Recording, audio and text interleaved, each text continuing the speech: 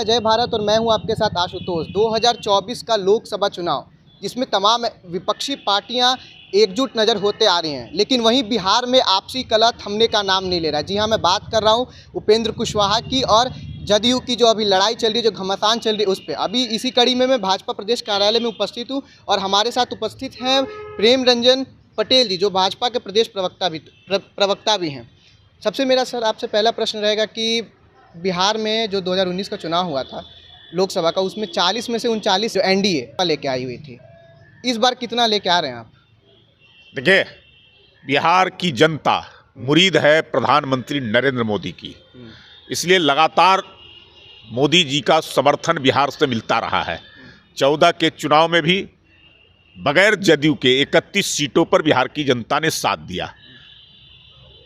2019 के चुनाव में 39 सीटों पर, आगे भी जो 2024 का लोकसभा सीट होगा, चुनाव होगा, उसमें 40 की 40 लोकसभा सीटें मोदी जी की जिम्मे, मोदी जी की झोली में बिहार की जनता देने का काम करेगी। ये जो आपसी कलह है, इससे आपको कितना फ़ायदा होगा भारतीय जनता पार्टी को? देखिए, उससे हमको कोई लेना देना नहीं है। ये स्वार्थी लोगों का जमावड़ा एक तो महागठबंधन में बना है, महागठबंधन में तकरार है और बगैर कोई नीति का, बगैर कोई परिणाम का और इस प्रकार का गठबंधन हुआ है, तो इस गठबंधन से जदयू के अंदर अंतर्कलह शुरू हो गया है कि भाई बिना पूछे, बिना राय विचार किए क्यों वहाँ गठबंधन हुआ। और गठबंधन किस लिए किया गया? भाई तरह तरह की बातें आ रही है, विलय की बातें आ रही है जदयू का राजद में, कभी बातें आ रही है कि नीतीश कुमार के नेतृत्व को जो है से चुनौती, तेजस्वी नेतृत्व करेंगे। खुद नीतीश कुमार ने भी कह दिया कि 25 में तेजस्वी करेंगे। कोई नीतीश कुमार को आश्रम की बात कह रहा है, कोई कह रहा है लंगड़ी सरकार, कोई शिखंडी। तो ये कौन सा जो है से सरकार है? और सबसे बड़ी बात है कि लोग ठगा महसूस कर रहे हैं जदयू के अंदर में। समता पार्टी का निर्माण 94 में हुआ था। कुर्मी चेतना महारैली 12 फरवरी 1994 को पटना के गांधी मैदान में हुआ था और उसके बाद समता पार्टी बनी थी।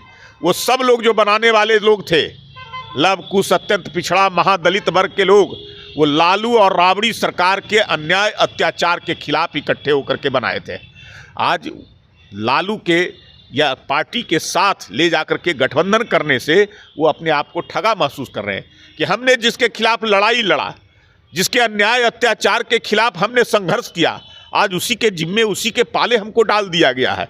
इसलिए वो सब जो है से अपने आप को हाशिए पर नजर आ रहे हैं। उसी की लड़ाई उपेंद्र कुशवाहा लड़ रहे हैं, उसी के सम्मान की बात कर रहे हैं। वही ताकत जो कमजोर हुआ है, उन ताकतों को फिर से मजबूती दिलाने का उपेंद्र कुशवाहा आवाज़ उठा रहे हैं। उपेंद्र कुशवाहा जी कहते हैं कि जो जदयू है उस पार्टी को हड़पा गया है, इस पर क्या कुछ कहेंगे? अब उपेंद्र कुशवाहा जी, उसके निर्माण से समता पार्टी बना था, उसके निर्माण के समय थे वो नेता प्रतिपक्ष भी रहे, विधान राज्यसभा में भी रहे, आज विधान परिषद में, लोकसभा के भी सदस्य रहे। तो उनका योगदान रहा है समता पार्टी से लेकर के आज जदयू तक का। समता पार्टी का विलय जदयू में हुआ था, तो इसलिए वो साफ करें और वो ठीक करें कि भाई ये समता पार्टी तो रहा नहीं, जदयू हो गया। जदयू पार्टी दूसरे के जिम्मे था, समता पार्टी का विलय कर करके उस पार्टी को अपने जिम्मे ले लिया गया है।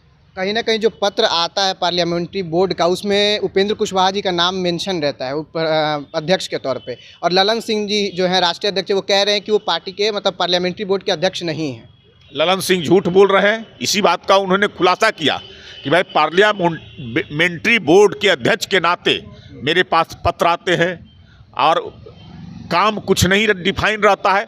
मैं उसी बात को तो उठा रहा हूँ कि पार्लियामेंट्री बोर्ड का मतलब जो है से केवल झुनझुनना नहीं होता है, उसका काम डिफाइन होना चाहिए, उसका वर्क होता है, और वो सब मुझे नहीं दिया जाता है, पूछा नहीं जाता है। जो पार्लियामेंट्री बोर्ड का कार्य है, अधिकार है, वो उसी बात को तो कर रहे हैं। और आज ललन सिंह बोल करके इस बात को साबित कर दिए कि उस पार्टी के अंदर में कोई पद दे दे, लेकिन उसका कोई महत्व नहीं है। सीधे तौर पे दो व्यक्तियों की पार्टी, एक नेता और दूसरा राष्ट्रीय अध्यक्ष, इसके अलावा किसी का कोई बकत वहाँ नहीं है। ऐसी अटकलें लगाई जा रही हैं कि उपेंद्र कुशवाहा भाजपा में शामिल हो सकते हैं।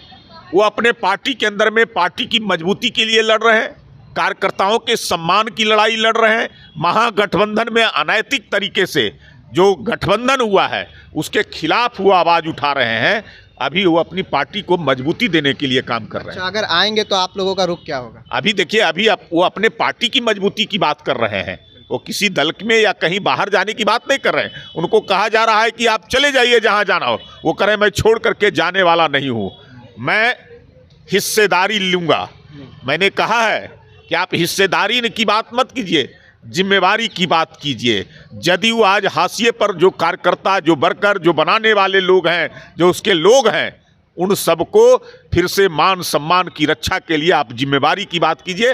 पूरा जदयू आज समाप्त हो रहा है, उसको आप फिर से जो है से खड़ा कीजिए।